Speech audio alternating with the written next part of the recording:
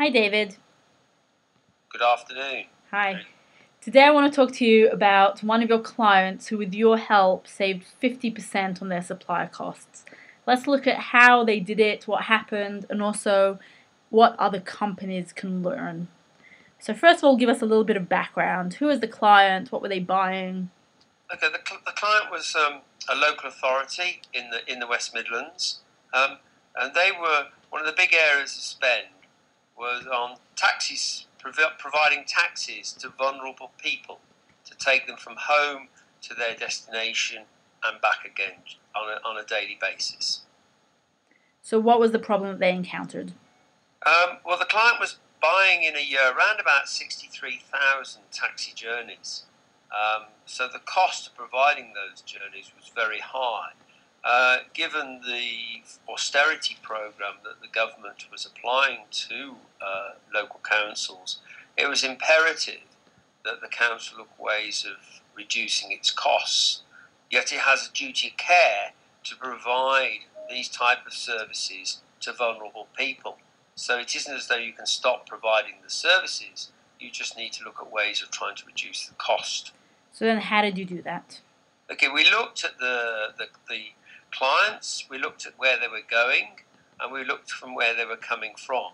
And we were able to group the journeys into some 25 main destinations for where they were going to, which were predominantly like schools, daycare centres, some daycare homes. And what we were able to do is, rather than looking at buying 63,000 different journeys, we looked at grouping the journeys and looking to buy 25 destination lots, so that providers were looking to provide a service for one or more of those destinations.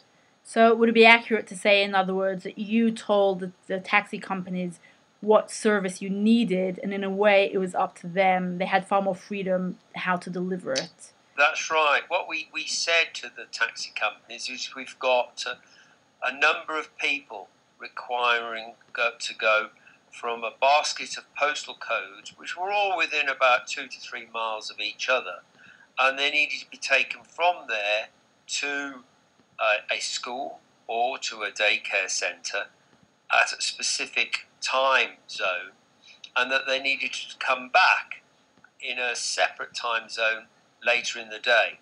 And it was up to the taxi companies or coach companies, minibus companies, to work out how they were going to take those people, how many vehicles they needed, and what sort of fuel, etc., they're going to need to provide to take those people from A to B and back again.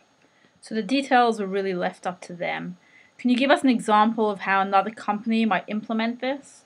Well, the main thing I think is rather than trying to specify exactly what it is you want, quite often it's beneficial to talk with the suppliers to say, this is my problem, this is what I'm looking to achieve, can you come up with new, innovative and creative ways of solving my problem that would predominantly either give me the same levels of customer service for less, or improve levels of customer service and actually also save me money.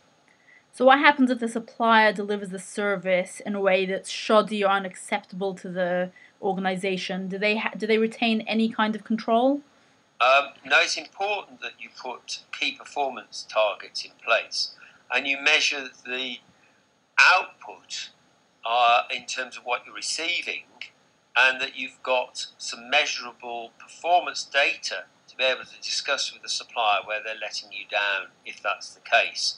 You can't just use gut reaction just because you feel it's not going well. You need to be able to measure what they're providing, get their agreement that that's the level of service they're going to provide, and measure them accordingly. So in this case, with the taxes, what was the total saving that the organization made? The saving was in excess of 25% on an annual spend of 4 million. So it's Wow. quite a significant benefit to the local authority. And They're what difference able did to it make to them? retain the service provision, able to reduce cost. So it was a win-win for both the local council and the residents that they're providing the service to. Terrific result, David. Thank you very much. Thank you.